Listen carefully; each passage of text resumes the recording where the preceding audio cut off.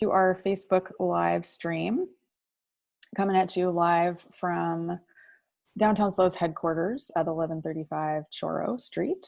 We are inviting people to enter our Zoom meeting right now. Thanks for joining us if you're out there. This is our weekly Downtown SLO COVID-19 response and recovery call, and today is August 10th.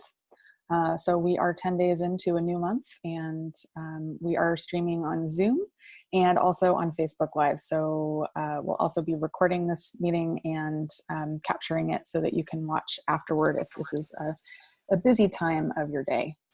If you are on the call and you are not muted at this time, please mute yourself just so that we don't have a lot of background noise. I hope that everybody's doing well today. My name is Bettina Swigger, and I am the CEO of Downtown SLO. Helping administer on this call is Rachel Maiorino, our COO, and also Whitney Cheney, our Farmers Market Manager turned IT Director, and Austin Bertucci, our Ambassador. So it is right at 10 o'clock, and we have got a really good meeting for you all today. We've got some good guests. We're going to give you some updates about things going on around the city, and I'm also going to give you some updates on what's going on nationally when it comes to other downtowns. So with that, I do want to remind our Downtown SLO Board of Directors, these are your fabulous Downtown SLO Board of Directors, that we do have a meeting tomorrow morning. This will be a closed session at 7:30 a.m. So these weekly meetings, we have all the board on the call, but tomorrow morning on Tuesday, we'll be doing some board business. Hopefully you received your board packet in the email that I sent on Friday, and I look forward to seeing you tomorrow morning bright and early. So Rachel, how are we doing this week? Thanks, Bettina. To set the stage with the numbers, as of Friday, 2,093 cases of COVID-19 had been reported in SLO County. As a note, there's some state system processing. So those numbers may be changing, but well within kind of the range that we're used to. And with 261 of those in the city of SLO, to give context. Over the last week, thankfully, the total number of deaths due to COVID-19 have remained at 15. So that means that no additional people have passed due to the pandemic. On the next slide, we can see that the county still remains on the state's monitoring list due to the elevated disease transmission, which is tracked through the case rate, and that's with 100 people per 100,000 within a 14-day period. The yellow arrow on the left-hand side shows that we're at 197, so almost double that threshold, and that's what the state is using as one of the metrics to basically make us yellow on this map, which means that we're still on the monitoring list. And Bettina, with that, back to you. Great, thank you very much, Rachel. So yeah, not necessarily good news, and we'll learn more today when the numbers come out this afternoon. So on the national level, the Senate adjourned last week again without passing the additional stimulus package. And over the weekend, the president signed executive orders, and there were 4 main points in the executive orders. Now, to clarify, it's not quite clear yet if those orders are going to be enacted, because there are some legal challenges, I understand, coming through today and tomorrow. So I said this last week, and I'm going to say it again, but this is an important week for the business community to watch what's happening in Washington, D.C. The executive orders included an extension of the federal unemployment supplement, but reduced it from $600 per week to $400 per week. And there's some additional stipulations in there that the states would be required to pay 25% of that. There's also the idea of a payroll tax holiday or deferral through the end of the year, so through December 31st, for Americans earning less than $100,000. And this is one that we should be paying particular attention to. My understanding is that it would be the payroll taxes that the employee pays, not the payroll taxes that the employer pays. But there are lots of lawyers and lawmakers and policymakers who are trying to figure that out this week. So as that information becomes more clear, we'll make sure to share it out on our Facebook page and also in email, so that you know how to handle your payroll for the coming weeks and months ahead. There is an extended student loan relief through the end of the year, so there will be no more interest on student loan payments, and you can have a deferral to make those payments. So that's good news. We know that San Luis Obispo is a very highly educated community, and so presumably that also means there's a commensurate high level of people who have student loans. So that's a good call. And then there was a moratorium on evictions in place through the CARES Act that expired July 31st. And the executive order includes a call for federal agency leaders to try to find funds to curb evictions, but that's not exactly the same as a moratorium. So again, complicated. People on the Hill are working hard to try to figure out what this means, and just stay tuned to what's happening in DC. My favorite source for news is NPR. I think they do a really good job, and I also pay a lot of attention to Reuters. We've been watching, as you know, we're part of the International Downtown Association and Main Street America. Those are our two parent organizations that serve us in the field of placemaking and downtown management as downtown management professionals. Main Street America did some very solid advocacy work last week, and I realize this slide is kind of a wall of text, so forgive me for that. This was a last-minute piece of advocacy that our cohort, which is a huge group of people. There's over 2,000 local community participants, 44 state, county, and citywide coordinating programs within the Main Street network. And this was an advocacy program to get a $100 million competitive grant into the next economic stimulus package that would be promoting both the work of Main Street organizations and small businesses in these designated districts. So downtown San Luis Obispo is a designated Main Street America grant organization. We go through a certification each year to qualify for that. So we did reach out to our senators and our congressmen to advocate for this additional piece of advocacy.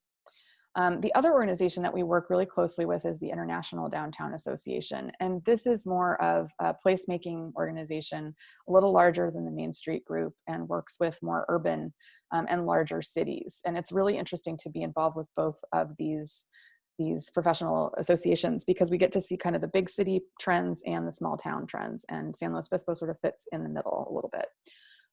There's a great report that came out about how to change management strategies in the pandemic age. And instead of focusing on complex committees and maybe different sort of piecemeal actions here and there, there's this new framework that we're going to be discussing at our board, and also just in the placemaking effort around framing our work around the environment, which includes clean and safe programs like Austin when he's out there cleaning the streets. Greening and beautification examples would include our downtown foresters who go out and clean the streets, prune the trees, and the greenery that we've provided in the parklets and in the Mission Plaza, as well as place enhancement. So that's advocating for public art activations and events. And then the next strategy would be the economy, and that's small business support, which is, you are participating in some of that small business support right now, as well as the events and activation, which we know is changing a lot as the physical environment in the downtown changes just over the last month. We're going to be looking at new ways to bring our events back. What they're going to look like, we're not quite sure, but we're going to make sure that we have something that will bring people downtown safely. And then promotions and communications is also part of that economy field of work. And then the third one is innovation. And I know we talk about innovation a lot in our community. I think we're ahead of the curve in a lot of ways with some of the things that exist in our downtown, namely the Center for Innovation and Entrepreneurship that literally has innovation in the name. And of course, all of the innovation that you do in your businesses downtown. I've seen firsthand just the really incredible creative ways that you've come to pivot your operations and your sales through this crazy period of 4.5 months. We also, under the innovation, are looking at not just the research and development for how our organizations can work better with cities and with business, but also at equity and opportunity. So we've seen in our community a number of ongoing daily protests that are having conversations around what it means to be an equitable and as an anti-racist community where there are economic opportunities for all people, and racial justice is part of the ongoing conversation. So it's interesting to see that called out specifically in this slide. And then finally, the advocacy around the planning and policy development to make sure that we're contributing to the local city building. So some of those downtown projects have been accelerated in the pandemic, like the Open SLO program with all of the parklets, which we wouldn't have foreseen, but there are other additional programs in the downtown that will look toward bringing more housing downtown, and bringing transportation and infrastructure. So that was just a little bit of a lens into the work that we're doing, and why we push our membership in these two important national organizations, so that you can see how we're bringing our value back to San Luis Obispo. And up next, speaking of our city and the value, we have a great guest on it with us today. It hasn't been with us for a while. Molly Keno, welcome back to the Downtown SLO Calls. Hi, Bettina. Thank Hi. you.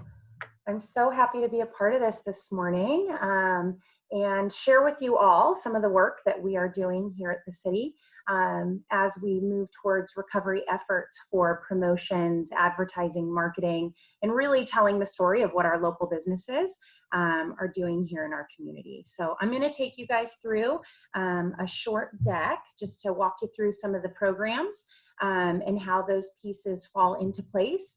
And at the end, I do have some action items for all of you on the call on how you can get involved and be a part of this work that we are rolling out currently. So thanks so much. And I think we got the deck queued up, right, Rachel? Correct. Tina, you Awesome. have the stage. Perfect. Thank you. So, and I actually can't see the deck now. So can everyone else see that? No, I screwed up. That was me. Oh, okay. Sorry. No problem. I can go without the deck, but I think the show and tell. There you go. You'd think we've been doing this for 17 weeks now or something. Goodness.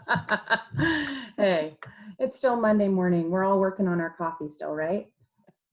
Awesome. Well, great. So just to give you guys a little bit of background on where we are and what we're working on. So here at the city, obviously, recovery effort is first and foremost in all of our minds, helping to support that in a safety first environment. If we flash back and kind of go back in time a little bit, we had part of the major city goal work that we had done for 1921, major city goals had been identified as part of Downtown Vitality to put into place a shop local program. And so the work of the Promotional Coordinating Committee, the PCC, which I'm staff liaison to, really had taken on that work and had been assigned that work to be able to roll that out. However, as the pandemic and as the unforeseen circumstances took place, and the rollout of the pandemic and everything that's been happening with COVID, the city really reprioritized and accelerated the work of that program and the timeline of that program, and really the funding support of that program, in order to expand it from its just original intent of a shop local program really into a broader economic recovery program as a part of the city's meta goal that has now been adopted for economic recovery and resiliency work.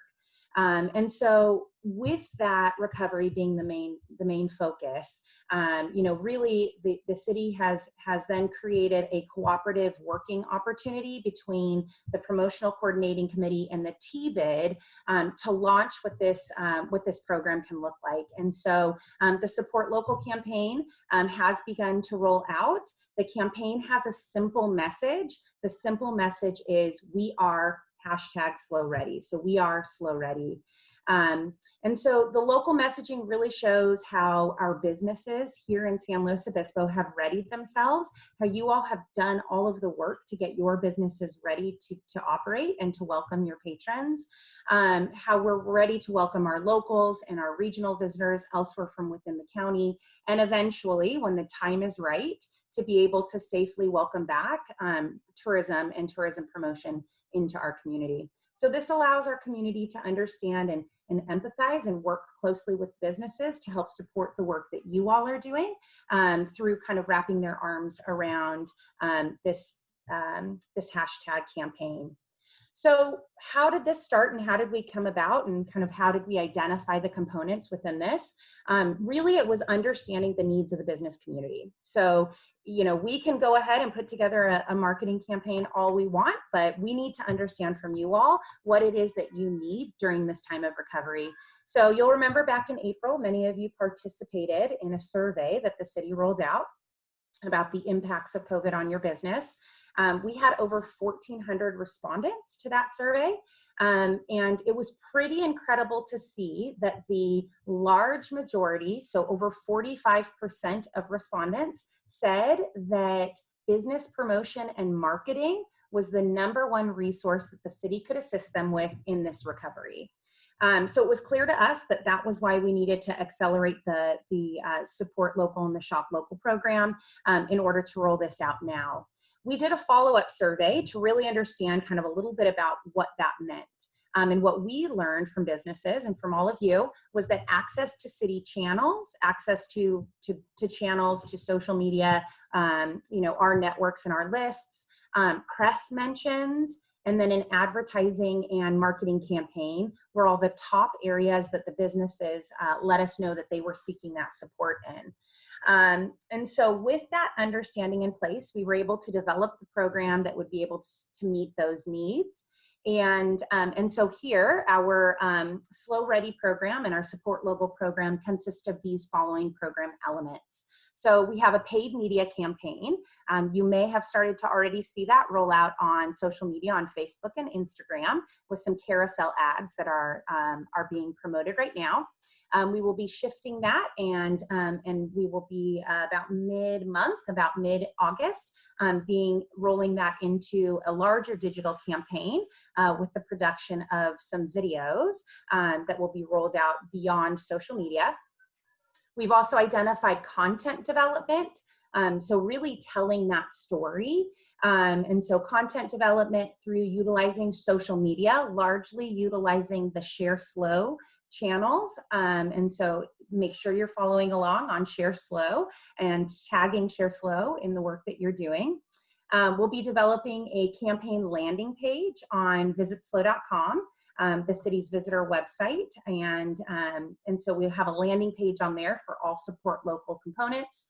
We've got some blog series that are rolling out, and we've got sweepstakes that are able to garner engagement from our local audience to really adopt this messaging of SLO Ready. And last but not least, to touch on the media side of things and being able to garner press mentions, we'll be using earned media through storytelling to communicate the vitality and character of San Luis Obispo while we're improving consumer confidence in order to drive spending here in San Luis Obispo and at your businesses.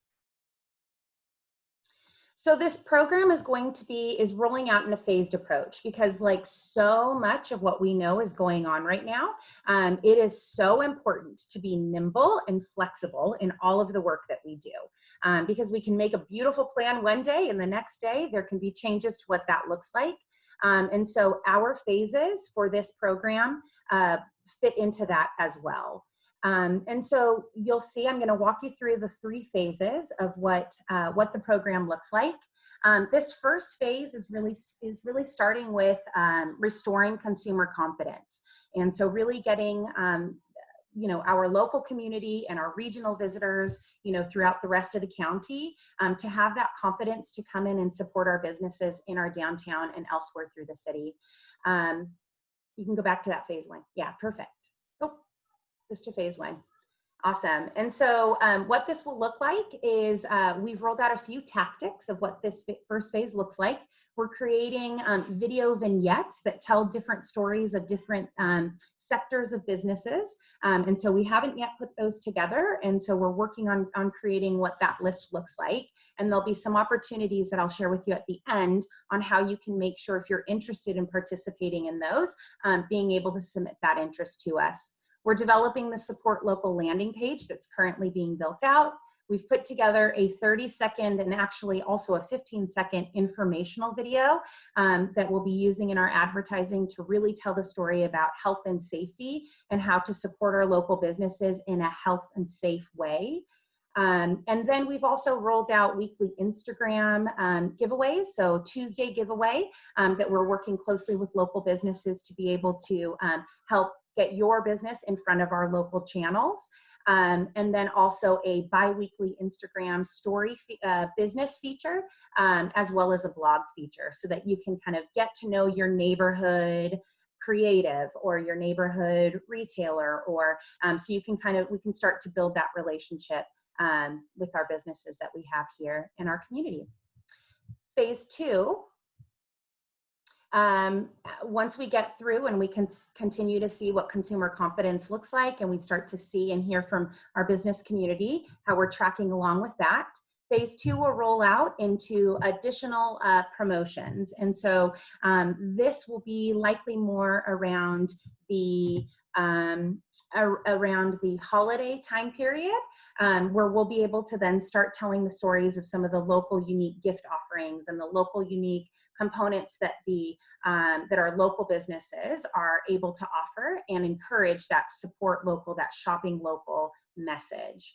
And so we're looking to develop some co-op campaigns, understanding that the businesses would like to come together to work cooperatively. So we'll be working with Downtown SLO and with the Chamber and with other groups to develop and create what these co-op packages can look like to do that. And then again, continuing to tell our story through media and on social media channels as well. The next phase, as we get into Phase 3, so this would be taking us further, through the fiscal year. As we get into Phase 3, we'll be encouraging and telling that story even more about supporting local and supporting, our local community through spending at local businesses. We'll be repurposing different pieces of content that we've put together so that we can ensure that it stays fresh, and continuing through our social media messaging and our different giveaway features. All right. So currently, as we've started this first phase and rolled out various components, one program that we've just launched last week, so it launched last Monday, was the SLO Ready Social Media Challenge. And what this challenge does is it encourages people to share pictures using the hashtag SLOReady tag on their photos, and it encourages our local community to show their support of local businesses and safe experiences in our community by using that hashtag, so that we can help tell that story and help support what that looks like. So show your support for local businesses, use the SLOReady hashtag, post it to your social media channels, and then what we're able to do is at the end of the month, we will be giving away a grand prize for a local staycation to one of the winners of that challenge. And so it's a great way. Within a week, we've already seen great traction and people starting to use it. And really happy to see folks posting pictures, shopping safely with face masks on, and participating in different experiences that way, outdoor wellness experiences, all of that. So how can you participate, and how can your business be a part of this? So last week you should have received an email that invited you to enter some information into the Support Local Business Program participation form if you were interested in participating in any of these opportunities. Rachel's going to pop into the chat for you guys the links. So in case that was buried in your inbox, you can check out that link and fill it out there. But this is a great way if your business would like to participate in any of these giveaways, sweepstakes, video vignettes, has an interesting story that we can help you share. This is a great way for you to put all of that information in so that we can be in touch with you and be able to follow up with you to help carry that message. In addition, make sure you're tagging Share SLO. Again, we're using the Share SLO channel because the businesses have asked for the access to our channels. So we're using Share SLO as the social media platform in order to roll out what this campaign looks like. So make sure that you're tagging Share SLO in your business posts on social, and also use the hashtag SLOready in your social posts as well. That'll help us find the content and help us share it out to the community also. Also, make sure that your business has been entered onto the maps. So the city has rolled out 3 maps. Just last week, we rolled out a new SLO wellness business map, and you can see that right on there. So if you're a wellness business, make sure you enter your business and the virtual or outdoor experiences that you're doing onto that map. Restaurants, you can do the takeout and delivery map, as well as now we've added an outdoor dining section so that you can filter through any the restaurants that now have the outdoor dining as well. And then of course our retail with the virtual shopping map. So if you haven't listed your business on those maps, please do. Rachel popped in the links to those forms into the chat as well. So you can quickly just jump on, it takes about a minute to fill out the form, and then we can help promote the work that you're doing. So that's a little bit about the SLOready work and the Support Local program that the city is rolling out right now. This program is all about working together with the business community in order to make it successful. So please let us know if you have questions, if you have ideas, if you have suggestions. We are happy to, to continue to do this very important work, to be able to encourage our local audience and eventually visitors into our community to support our local businesses here in San Luis Obispo. Thank you, Molly. Really, really interesting work and a very thoughtful approach to this strategy. I have a couple of questions for you. One is, I imagine that it's a different audience that you're used to promoting to, right? With the T-bid, you're usually tracking and trying to capture the eyeballs of people who are out of the area. So this is now a local audience that you're cultivating, correct? Most definitely, yeah. So this, while it is a cooperative work between both the T-bid and the PCC, the Promotional Coordinating Committee for the city, the PCC is really tasked to support programs that help our quality of life here in San Luis Obispo as residents and regional visitors. So that would be folks coming from, Paso or Pismo or, kind of elsewhere within our county. As well as eventually visitors that would be being invited back into our community. Great. Yeah, I was just reminded while you were speaking about an initiative we partnered on last year, actually, the Rediscover Your Downtown flyer that we sent to 11,000 homes within 1 mile of downtown. So it's definitely an opportunity to showcase the downtown to our local audiences, and that's a conversation that we have a lot. There was another question that came up in the chat, and this is a much larger conversation, but I think it's worth discussing. Somebody asked if there's any effort in this campaign to promote a message of inclusion and equity given the current situation and the now national media conversation that's happening about the SLO police response to the Black Lives Matter movement here in downtown SLO. Yeah, so the way that we approach this work, again, this campaign is fully focused on supporting local businesses and telling the story of support local businesses.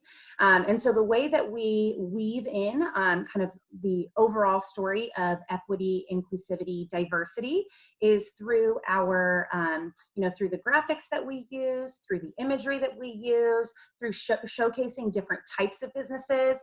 If you've had an opportunity to participate in the fill out the participation form, one of the things that we ask on that participation form is if your business, has any, is it a,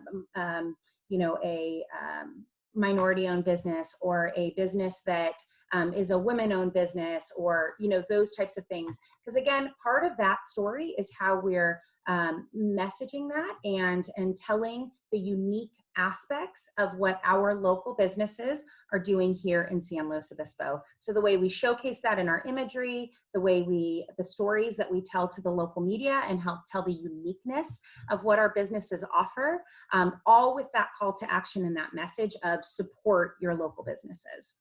Great, thank you very much. Appreciate you being here, and we will take action on those action items that Rachel dropped in the chat. So thanks a lot, Molly. And up next, we have Lee Johnson, our interim economic development manager from the city of SLO. How are you today, Lee? Doing well, Bettina, doing well. How about you? Very well, thank you. Excellent. So just a couple quick updates. The first one is on Open SLO. We're still continuing to roll out the more permanent parklets.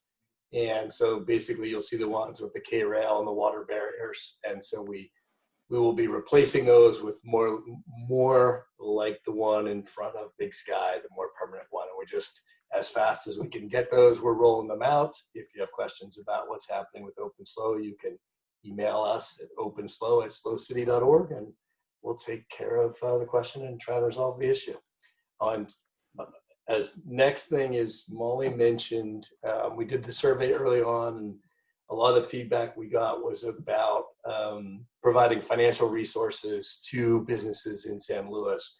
I think Jackie from the Chamber is going to talk more about the program, but I just wanted to highlight that, you know, we are rolling out a grant program. It rolls out today. It starts with $200,000 from the city of SLO and $60,000 from some private donors, and the Chamber will be managing that or helping us to manage that. I'll let Jackie talk about the details, but I just want to give everyone a heads up that that is coming out. It's pretty exciting stuff. Otherwise, that's it. Great, thanks, Lee. I also would like to ask Gavin, who is our parking manager, Gavin Hussey with the city of SLO.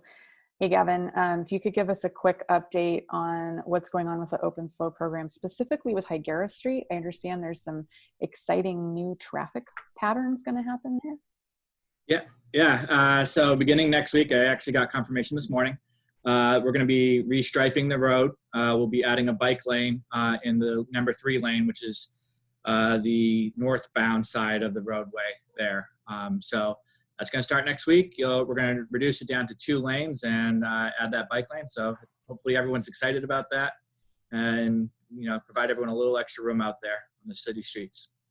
Do you have any idea about how long that might take or what the work schedule is going to look like?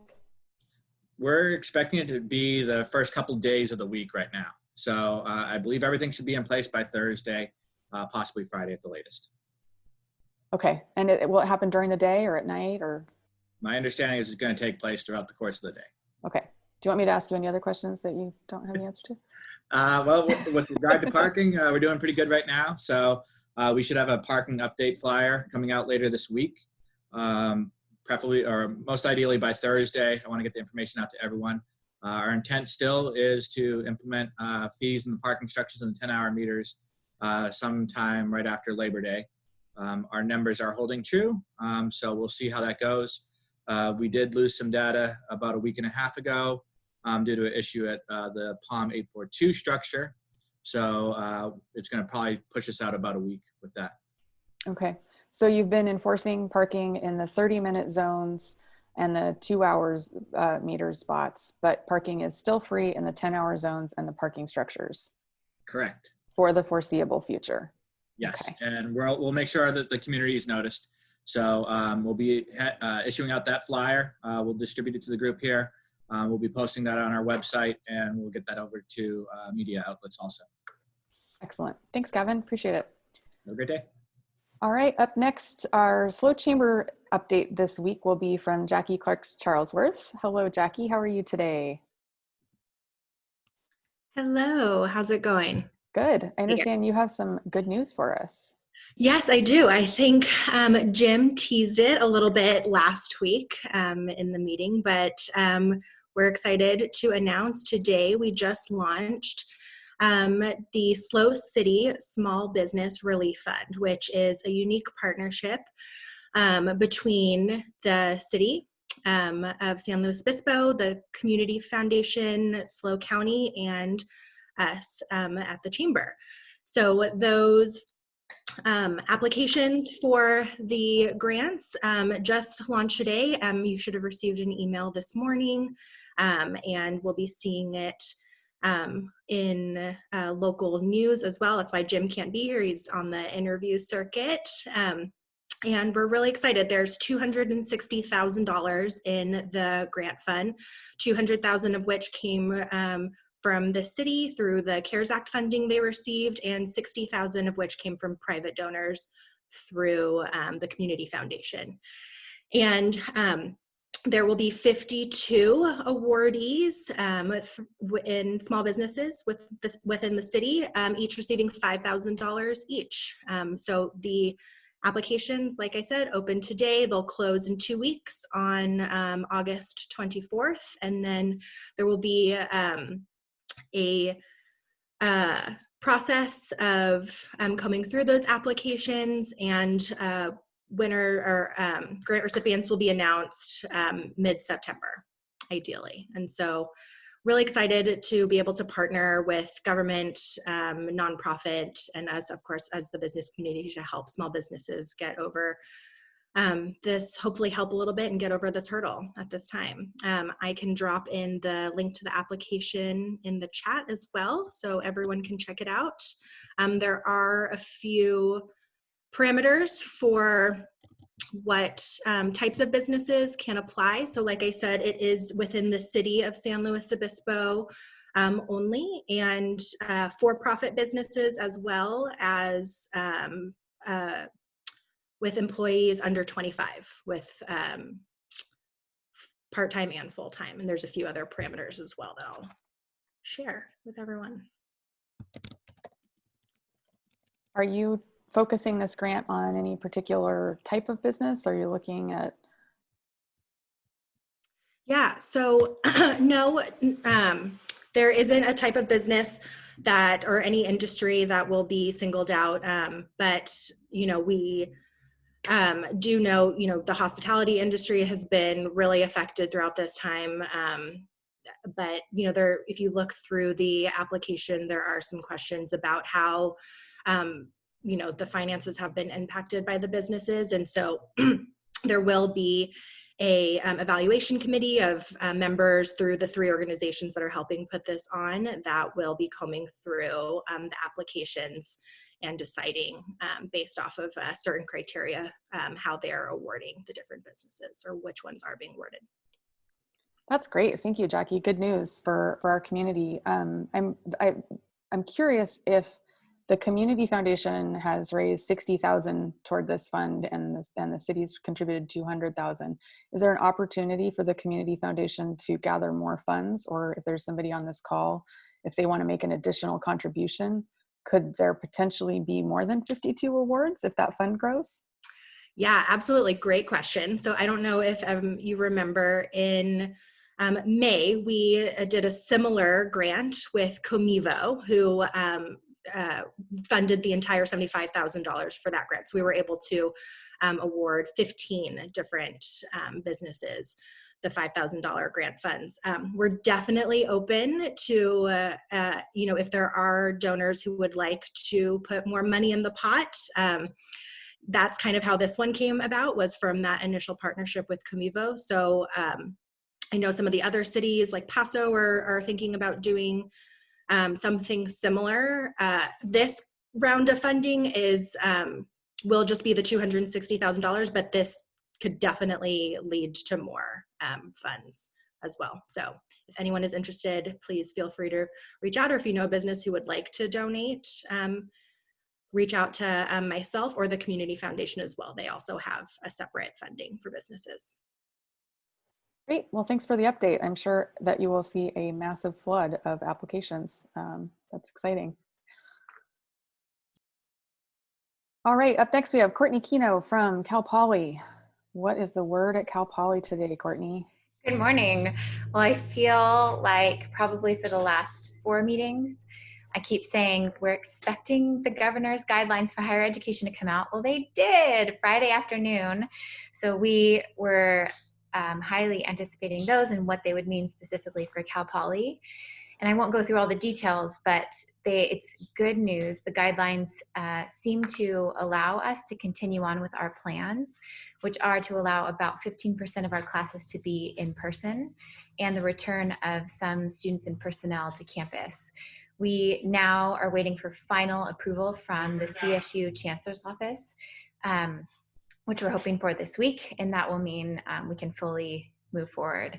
A few highlights from those guidelines: the campus will be required to create a campus-specific COVID-19 prevention plan, conduct risk assessments for all of our individual work areas.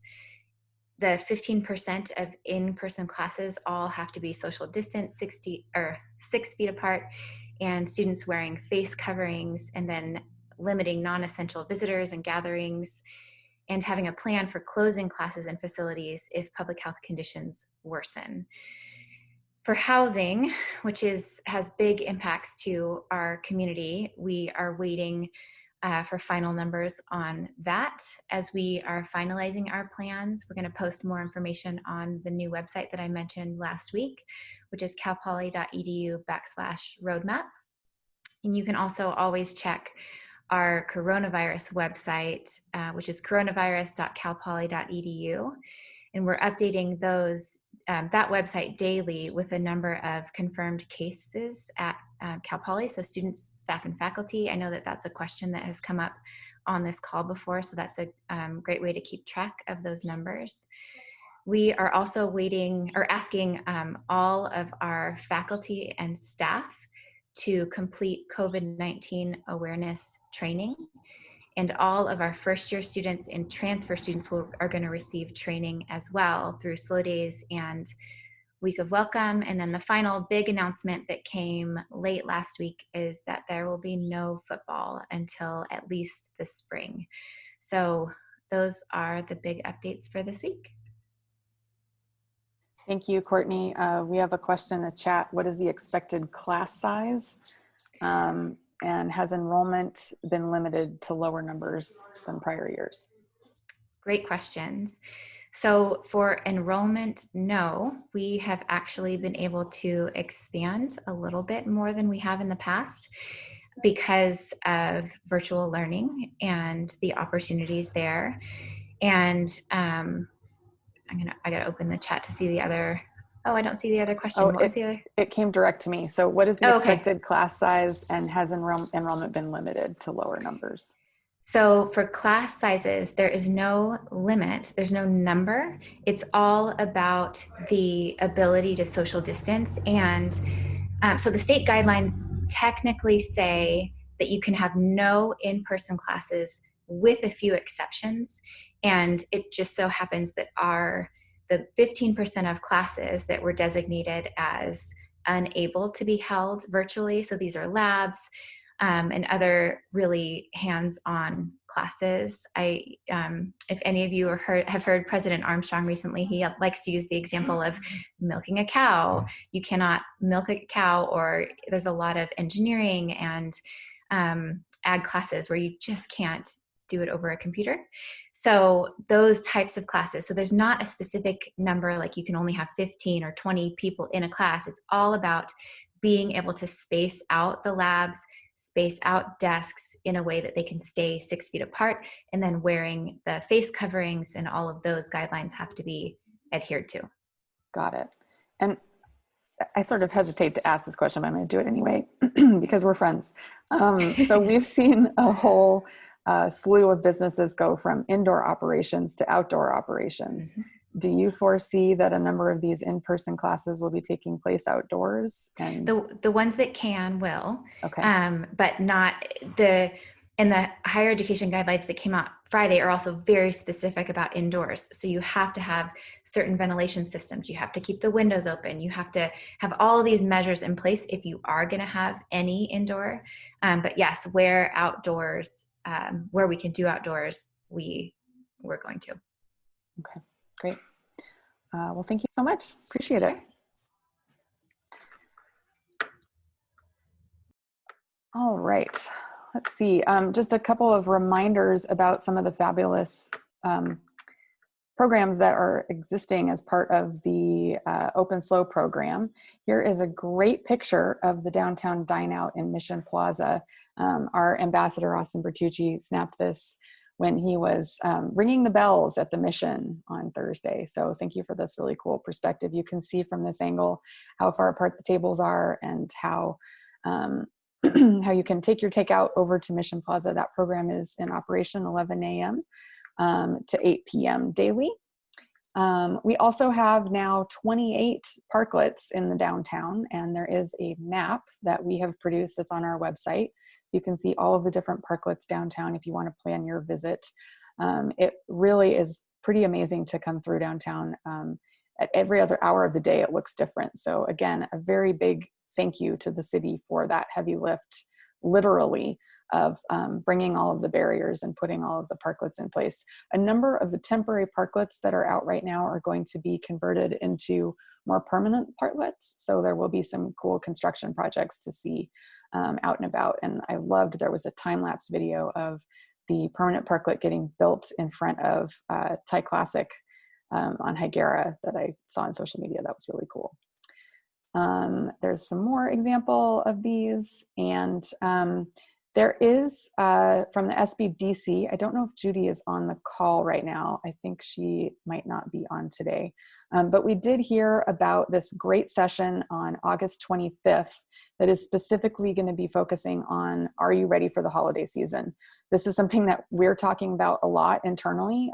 Downtown SLO is the organization that brings the holidays to SLO through such programs like Santa's House and the Classic Carousel, the Holiday Parade, and we're trying to think about ways that we can make these programs bring shoppers downtown safely, but not bring thousands of people to gather at one time. So this is a great webinar that's taking place on Tuesday, August 25th.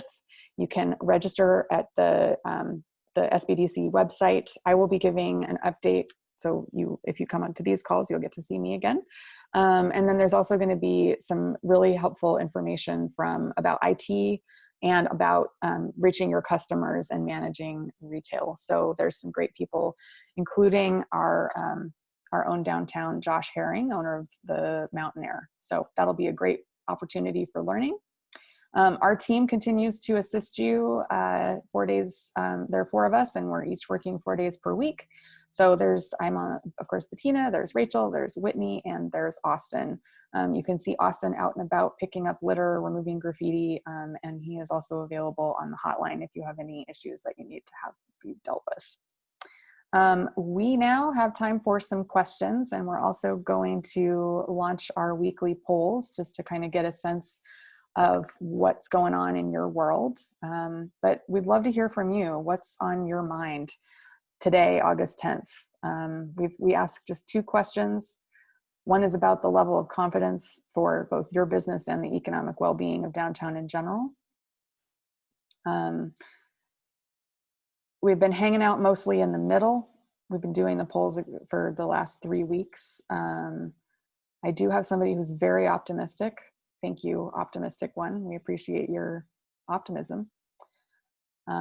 We'll leave this open for a few more minutes, but if you have any other questions about what's going on in the downtown, some of the many things that we talked about today, or just if you want to have a chat, drop any questions you have in the chat, or feel free to unmute yourself and we'd be happy to take questions.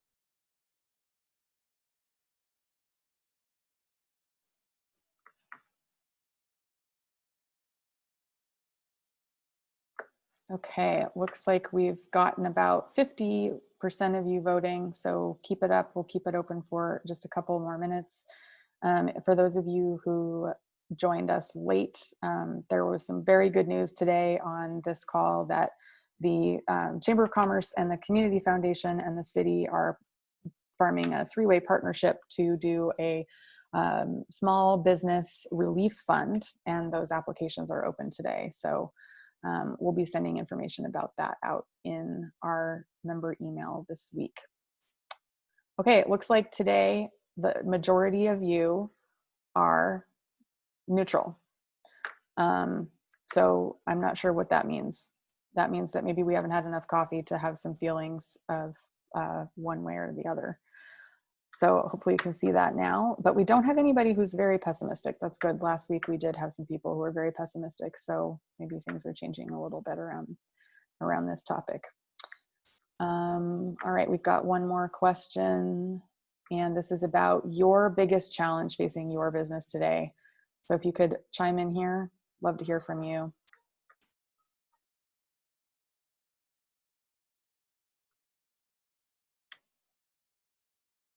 That uncertainty and consumer confidence really continues to be the one thing that, of course, unfortunately, is also the thing that we cannot control.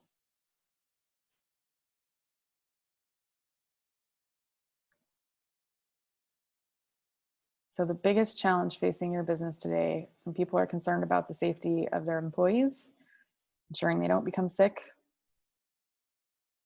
Fewer people are saying hiring employees to the pre-COVID level of staffing. Seems like that's not as much of a problem. Uncertain consumer confidence is the clear winner so far in this one. So we've gotten about half of you voting so far.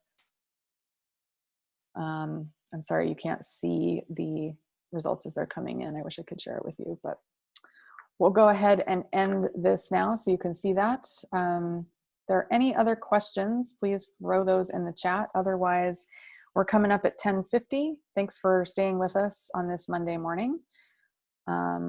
There's a question, thanks for the weekly surveys. Do we have any trend data on the survey results? Not yet is the short answer. So we started doing the polls again 3 weeks ago, and we will get that information and we'll include that next week. We're hoping to get more than 2 weeks because 2 weeks is not a trend. 2 weeks is just sort of information. So we will send that out. We also did a very casual survey of our restaurant businesses. Thank you to those of you who participated in that, just about the outdoor dining parklets and how that has helped their businesses. So we'll share that on the next call as well. So we are now at, let's see, 10:51. Thanks so much for being here today. You can always reach us at downtownslo.com or come by. Our office is periodically open and staffed 1135 Choro. We hope you have a great week, and we'll see you around downtown.